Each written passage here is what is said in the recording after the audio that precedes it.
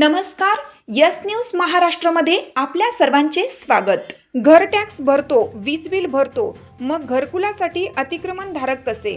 15 वर्षापासून पालात संसार, कागदपत्रे असूनही नातजोगी समाज घरकुलापासून वंचित.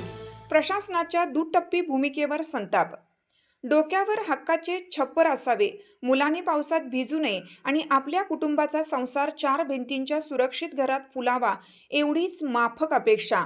पण अमरावती शहरातील डेबुजी नगर येथील नातजोगी समाजाच्या कुटुंबियांसाठी ही अपेक्षाही गेल्या 15 वर्षापासून स्वप्नच ठरली आहे. उन्हाळा असो, पावसाळा असो किंवा कडाक्याची थंडी, पालाच्या घरातच संसाराचा गाडा ओढणाऱ्या या कुटुंबियांच्या वेदनांकडे प्रशासनाचे दुर्लक्ष होत असल्याचा आरोप युवा नाथ संघटनेने केला आहे. डेबुजी नगर येथील नजुल झोपडपट्टी परिसरात नातजोगी भराडी समाजातील अनेक कुटुंबे गेल्या 10 ते 15 वर्षापासून पाल ठोकून राहत आहेत.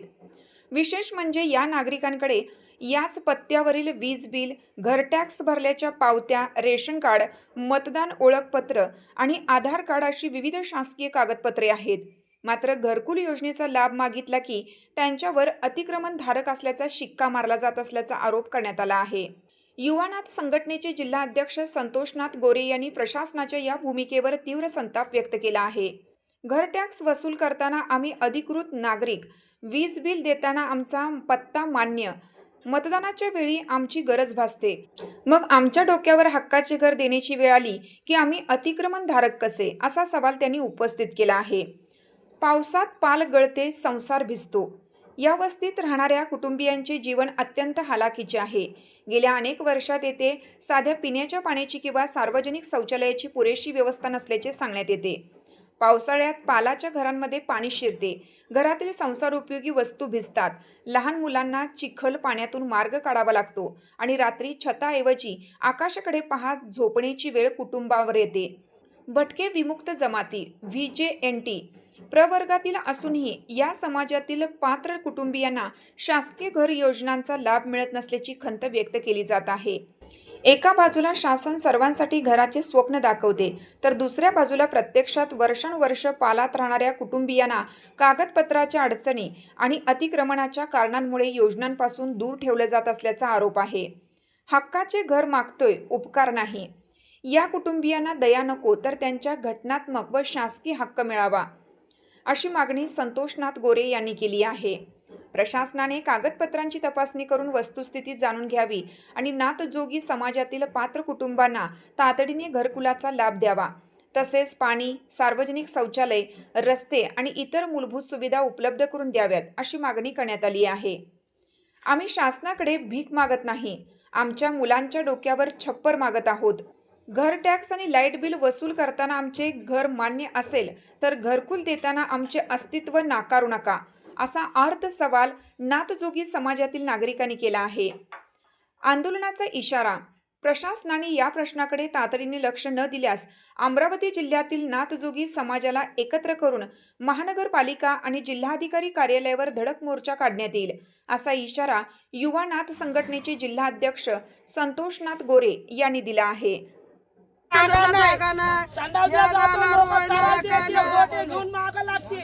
चौकून भिता टाकेलाय, जायला रस्ता नाही.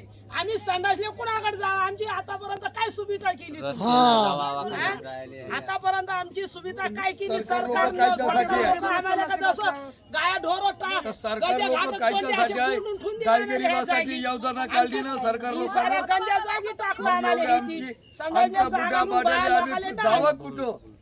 हालपा हाल कसं काय साहेब?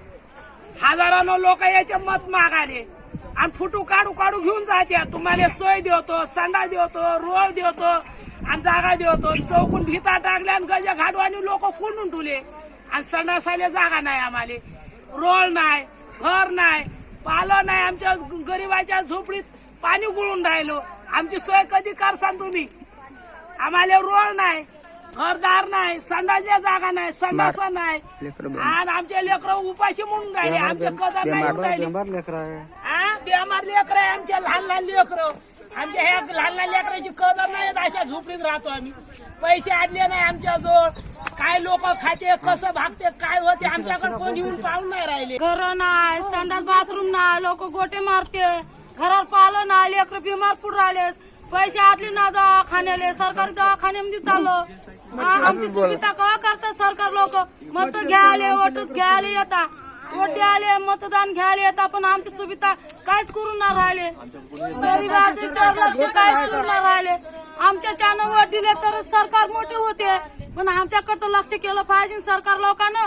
गाय गरीब उभा तापाशी मोर राहिले, घरावर पालं नाही, घराची किम नाही, संडास बाथरूम नाही, बालबच्चे घेऊन उभा तापाशी मोर राहिलं, उन्हा तानात मध्ये लेकर घेऊन बसून राहिलं, पाणी घरामध्ये गळते लहणी नाही, अंधारात लेकर घेऊन सरपण निघते घराभोवताली, अंधारामध्ये मोर राहिले, लेकर घेऊन दिव्यानं रात काढून राहिले.